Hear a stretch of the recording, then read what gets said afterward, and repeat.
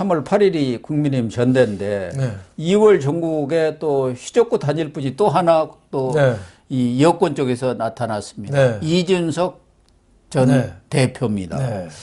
이준석 대표가 이번에 당대표, 최고위원, 네. 여성 최고위원 쫙 나가는 것 같아요. 예, 뭐 예. 당선이 될지 안 될지는 예. 그건 차치하고라도 이준석이 내가 살아있다. 예, 그렇죠. 이걸 지금 과시하려는 것 같아요. 그렇죠. 지금 뭐, 당 대표에는 천하람 변호사, 예, 원외죠. 예, 원외죠. 순천 대구 가- 사람인데 순천에 당협위원장 하고 있어요. 예. 그리고 김용태, 예. 이준석계죠. 전 최고위원, 최고위원 청년 갖고, 최고위원이죠. 이번에는 예, 이번에 일반 최고위원. 이 최고위원 또 도전한다는데 이준석이가 그 후원회장 맡고 있죠. 예. 또 하나는 이제 허은하, 예, 여성. 뭐 지금 비례대표인데 지난번에 좀 뭐 당협위원장인가 뭐 동대문에 뭐한테 있다가 물 쫓겨나 물 버렸죠. 먹었죠. 예. 그래서 이분이 최고위원 또 도전한다고. 거기에 김경진 예. 전 의원이 그렇죠. 차지해버렸죠. 예. 또 이기인이라고 또 그분이 청년 최고위원에 도전하는 경기도 식으로 해서 의원님 그렇죠.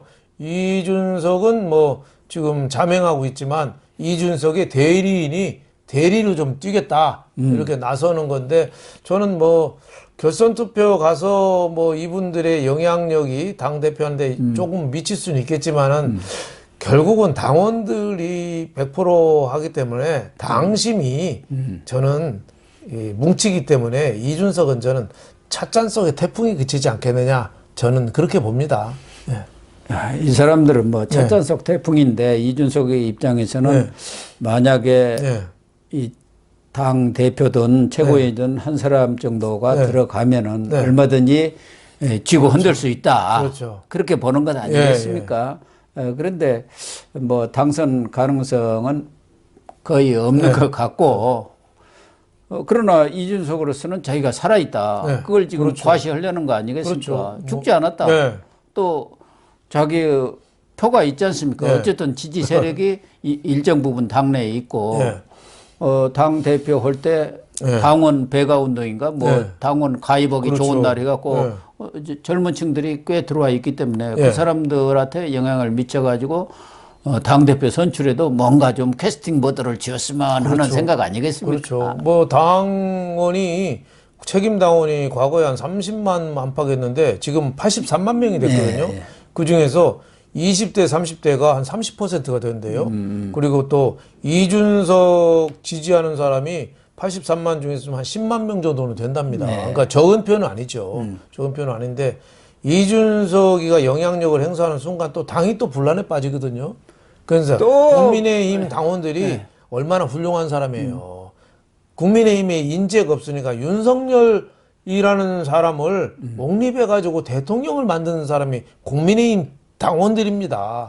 그래서 저는 또다시 이준석이가 또 저렇게 흔드는 거에 대해서 당심이 흔들리지는 저는 않을 걸로 봅니다. 이준석이가 또 그런 얘기 했대요. 간제비.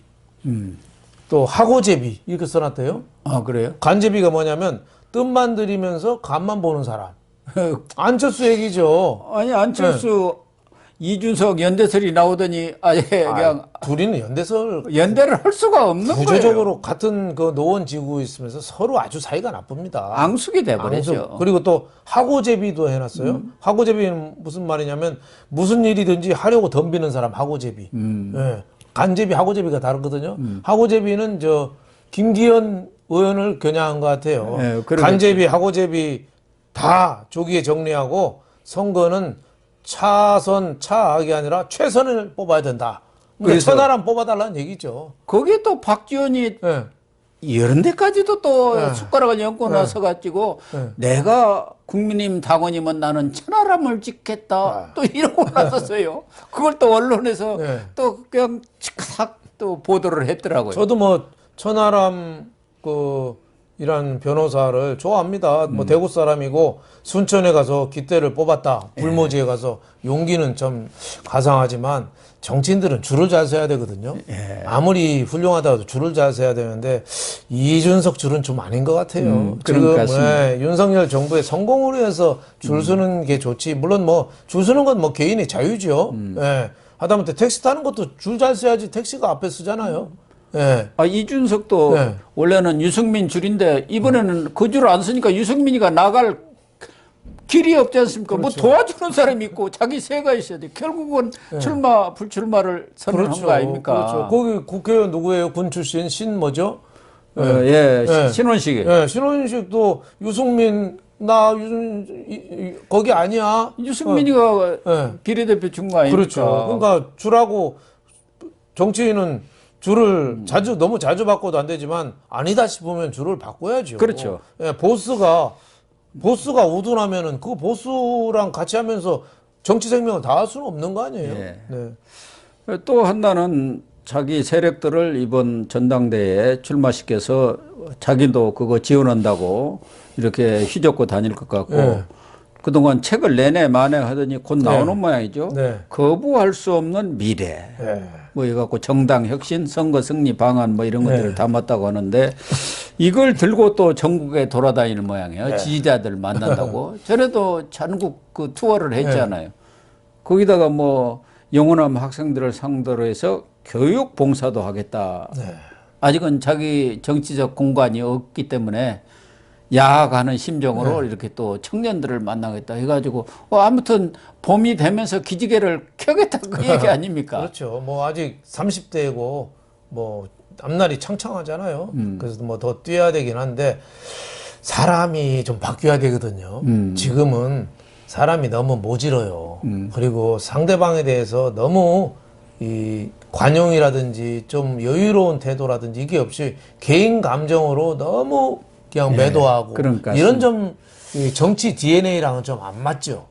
본인이 그걸 좀 알았으면 좋겠어요. 그걸 고치지 않으면 상대방에 대해서 무한정 공격하거나 내분을 유도하거나 그 대선 과정에서 저는 이준석의 공도 있다고 봐요. 젊은 층 대변인 하면서 젊은 표도 좀 끌어오는데 영향이 있었고 한데 본인이 구태한 낡은 정치인들 그 모습이 너무 거기에 또 투영되는 거예요.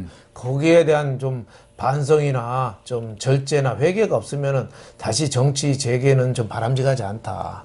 본인부터 좀 바꾸려는 좀 노력을 좀 해봐라. 이런 말을 좀 권하고 싶습니다. 그래서 검찰도 지금 이준석의 그 무고죄 이게 지금 검찰에 송치된 거 아닙니까? 그런데 아무런 지금 결론을 내리지를 않고 있지 않습니까? 그것은 말씀하신 대로 이준석이가 사람이 되는지 안 되는지를 좀 보겠다. 지금 이 징계도 1년이 추가돼 갖고 2024년 1월까지거든요. 1월 8일까지.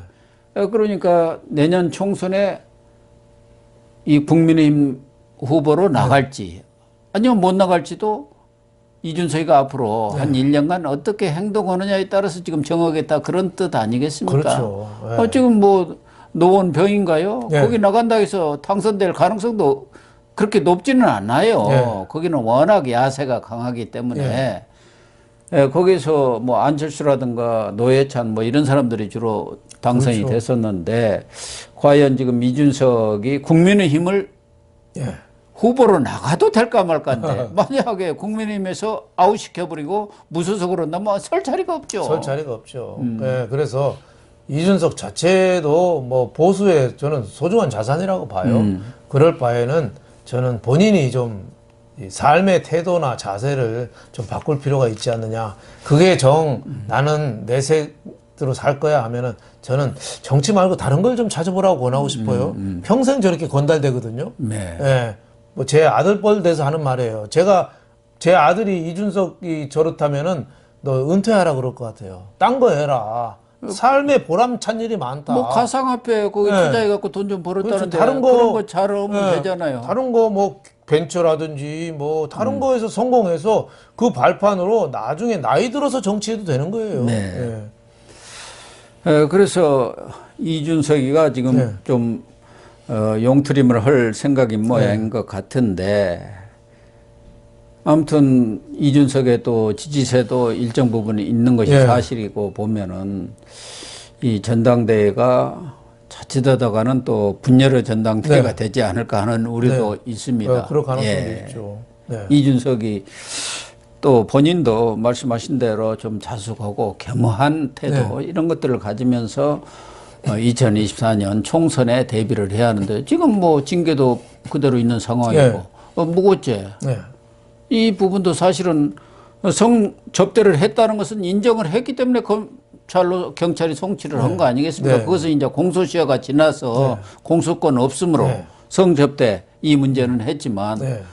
그렇다고 한다면 본인이 지금 벌써부터 전당대회 어쩌고 저쩌고 하면서 설치고 나설 때는 아닌가 아닌가 예. 저는 그런 생각이 좀 예. 듭니다. 예. 그 전당대회 좀 더 자수하는 그런 모습을 보이면은 네. 얼마든지 기회가 올 텐데요. 그리고 유승민은 때를 기다리겠다. 그래도 다 매선하니까 그런 말이라도 좀 하는 것 같습니다. 유승민은 저 윤 대통령 보고 폭정이라고 그러는데 폭정할 게 뭐 있어요? 지금 아직 정권 교체도 다 된 게 아닙니다.